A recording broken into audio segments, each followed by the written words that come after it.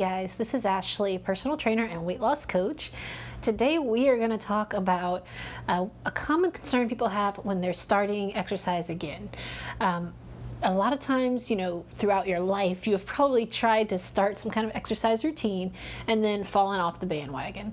And a lot of times, there's some things that are holding people back from getting back into the routine, getting back to exercising, back into some healthy habits. So we're going to talk about common concerns with going back to exercise and how we can specifically do things to overcome those challenges to make it much easier to get back to working out, back into the habit of going to the gym, doing what it is you do to help you to burn calories.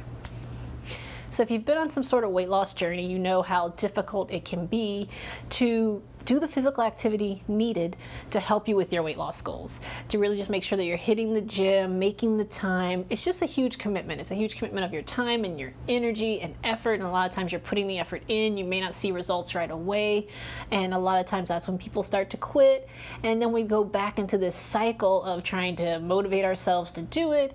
We start again, and we have all these troubles and difficulties. We don't see results, and it's just this endless cycle. So let's talk about breaking that cycle. There's a few things we can do, and there's a few concerns people typically have. One of the main concerns people frequently have with going back to exercise after a break is they worry about being sore or injuring themselves. And both of them are legitimate concerns that can very easily happen. So I'm going to talk a little bit more in depth about these things.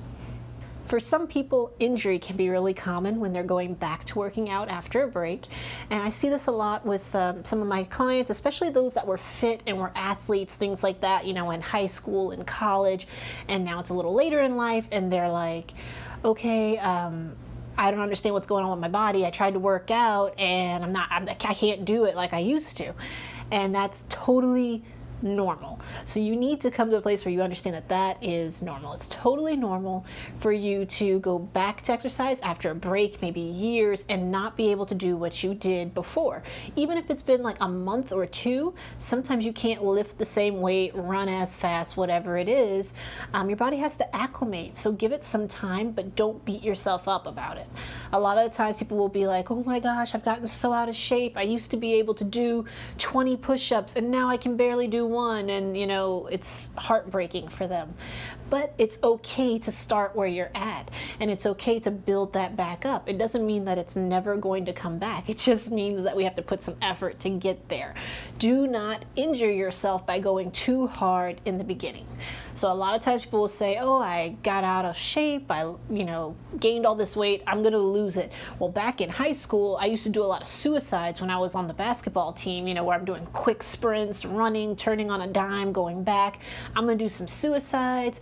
I'll play a little basketball, I'll do some drills I used to do, and I'll be fine. And what they find is that your joints don't quite work like that anymore. And, going from sitting on the couch for a couple of years or 6 months or whatever it's been to doing sprints is not going to feel good, and you really, really could injure yourself.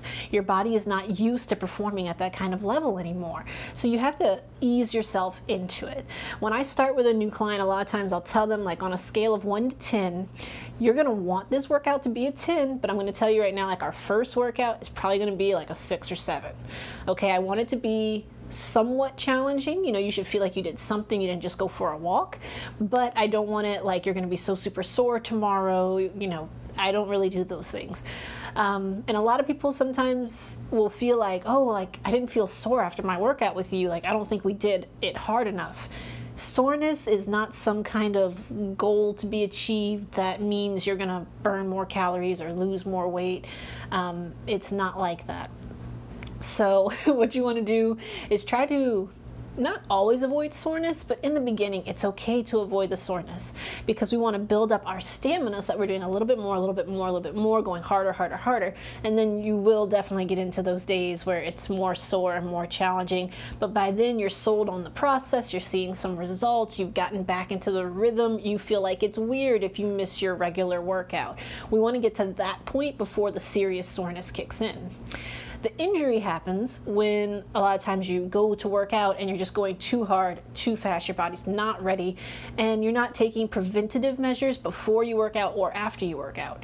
So we're going to talk about some things you can do preventatively to help prevent injury and soreness, because those are the main two things that really hold people back from exercising. They don't want to be sore, or they complain that they get injured. So let's dig into soreness.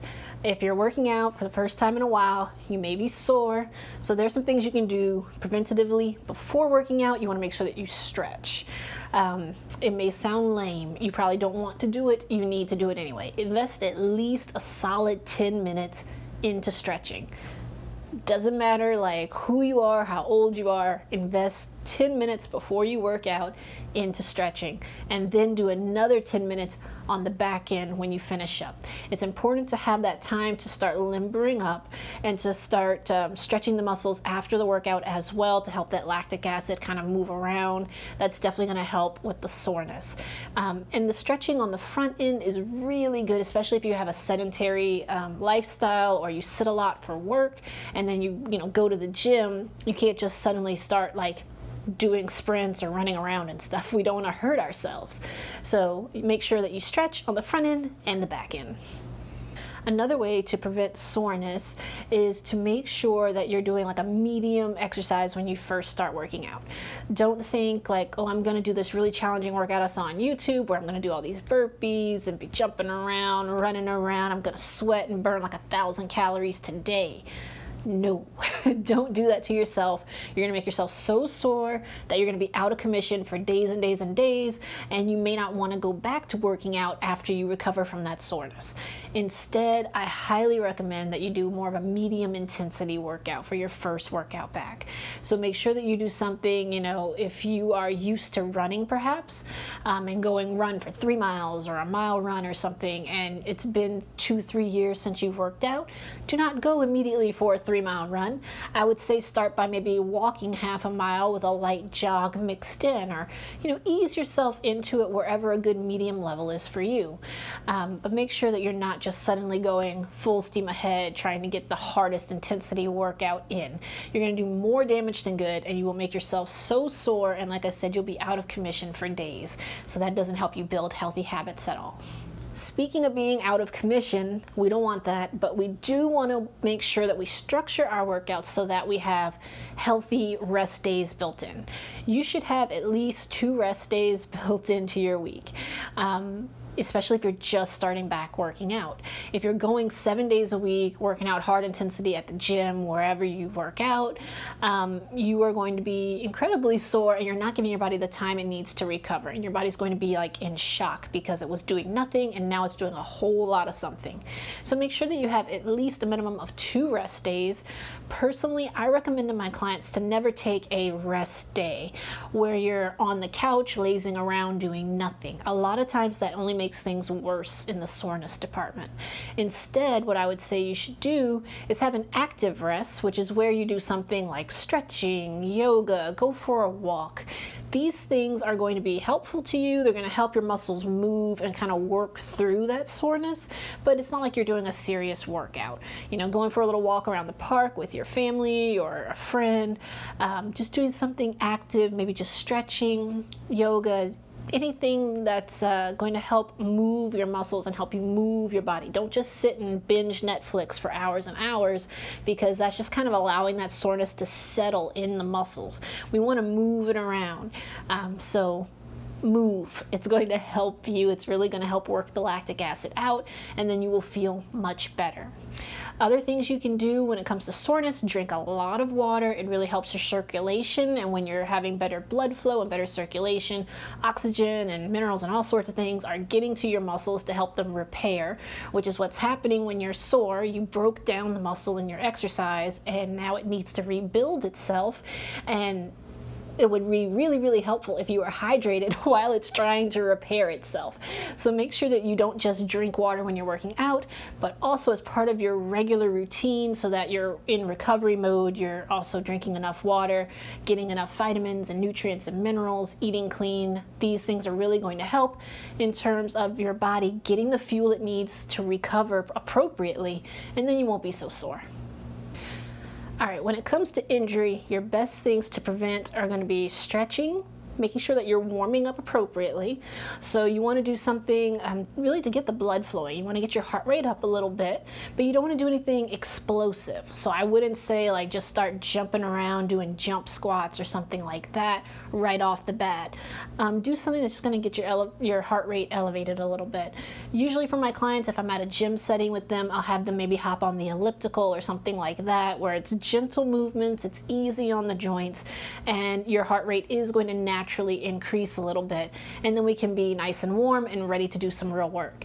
Other things you can do if maybe you don't have a gym and access to equipment and stuff, I like to do caterpillars, sometimes called inchworms, where you are standing and then you walk out into a plank position using your hands, and you walk your hands back in, stand up. That level change from standing to plank really gets your heart rate up, even though it's a very gentle motion that's definitely not going to be explosive, not overdoing it, not going to hurt you really in any way. So you want to find exercises like that to warm up with that are going to raise your heart rate, but they're not going to put you in a position to hurt yourself. So warm up appropriately, stretch on the front end and the back end. That's going to really help prevent injury just by making sure that you're nice and loose and ready to react appropriately. And if you're doing explosive movements or movements where your body has to stabilize itself, that your joints and body is ready to respond for that. And of course, if you should get injured, then of course rice is typically the method recommended to recover from an injury, but I hope that you never get injured working out. But if you do, the RICE acronym stands for rest, ice, compression, and elevation. So take those steps, and that will definitely help you to recover if you kind of roll your ankle or your knees flare up or something like that. Give it some rest, give it some ice, give it some compression, and elevate it. That's going to help, and mostly all of those tips have to do with blood flow, which is why I always tell you to drink so much water, because your circulation really plays a huge significant role in your body repairing and fixing itself. So drink lots of water too for everything. Another thing you can do, be it for injury or if you're just sore, taking a hot bath with Epsom salt in it will actually help your muscles to recover as well. I find that feels really, really good. Another thing you can do is to foam roll, which does not feel really, really good, but is very, very effective at moving the lactic acid around and relaxing muscles that get tight and stiff. So if you do a leg day workout and then you're feeling like, man, I can't even sit down, the foam roller could be the answer that you need, although it will not be comfortable, but you will feel better afterwards. So that is what that's there for. So foam rolling, stretching, Epsom salt bath, these are great ways to kind of recover, take care of yourself in between workouts, so that way you can be fresh and ready to go for the next workout. Another question I get for people that are just going back to exercise is, okay, so I worked out for the first time and now I'm sore, not majorly sore, but I'm feeling it. Is it okay to work out again? And to that I would say yes. You just want to be mindful. I always say listen to your body, and you should be doing that. So make sure that you just kind of see how things feel. Maybe don't go so hard for the first rep. Kind of ease into it on the first rep, see how things feel, and your body will give you a little pain signal if something's not working out, if there's inflammation somewhere. You go to do a push-up and your shoulder starts screaming at you. It's like, okay, well, maybe push-ups should be off the table today. And that's okay. You got to work with your body where it's at. So maybe you focus on a different muscle group. Maybe you focus on exercises that aren't heavily weighted, that are more resistance training. You can mix it up a little bit. If you're still feeling really, really sore from a previous workout, do something really different for the next workout. But try to continue to keep your healthy habits, building a routine of exercise. That is what's going to help you in the long term to actually achieve your goal of weight loss or whatever it is that you have in your fitness goals. Having that regular routine of working out is going to be the best thing for you, so that when you get to that place where like, oh, I missed my Tuesday workout, and you just feel off and weird, that's what we want to get to, because that's going to give you the best quality of life and the best healthy lifestyle. So that's my 2 cents for if you have taken a break from working out and you're wrestling with the idea of going back and you don't want to be sore, you don't want to get injured. this video just kind of gave you all the answers on how to deal with that. You absolutely can do it, and you owe it to yourself to do it. If you have any questions for me, please do comment below. I love to hear from you guys.